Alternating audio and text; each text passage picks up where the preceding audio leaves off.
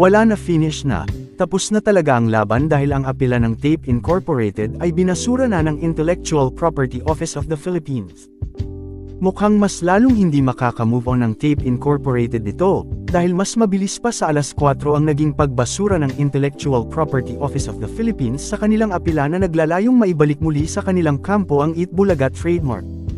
Another victory for TVJ. Kanina, di ba, ang naglabas mismo ay ang Intellectual Property Office of the Philippines, Kuya Jovi, di ba? Sila mismo nagsabi na nagkaroon na ng pag-aapila na naganap, di ba? Yeah. Tapos, yung tape, bale doon sa Eat Bulaga, parang ano ba yung saying niya? Mas mabilis pa sa alas 4? Yes. Oo, mas mabilis pa, agad. umapila agad. Pero mas mabilis pa rin sa alas 4 yung IPO, binasura na rin agad. Agad! Ganun Oo. kabilis. So, naghumingi tayong clarification kay Attorney Buco de la Cruz na paloki, pa-humble pa sila ng TVJ, Hindi nila sinide to. Ang IPO ang naglabas. Live sila kanina pero they didn't say anything. Yeah, Live na sila binasura na agad. Director General na sila kasi yun yung application for the Mark Eat Bulaga na inopose ng Tape, dinismiss na din, di ba? Nag-appeal si Tape sa Director ng Bureau of Legal Affairs. That order says the dismissal is affirmed and the appeal is dismissed.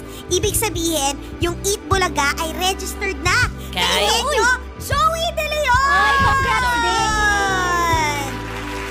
Kaya maraming post si Joey De Leon sa X or sa Twitter. Imagine mo, mas mabilis pa sa alas 4 rin yung naging desisyon. Correct. Congratulations sa EAP. Pwede na talagang gamitin. Oo, Director General na. So, pangatlo na ito. After nito, kung ma-dismiss ulit yan, SC na. Dalawang beses na na-dismiss itong trademark at yung apila ng Tape. At yan na nga, wala nang iba pang magagawa ang Tape Incorporated kung hindi tanggapin ng maluwag sa dibdib na ang TVJ ang tunay na may-ari ng Eat Bulaga, at sana respetuhin na nila kung ano ang desisyon ng Intellectual Property Office of the Philippines.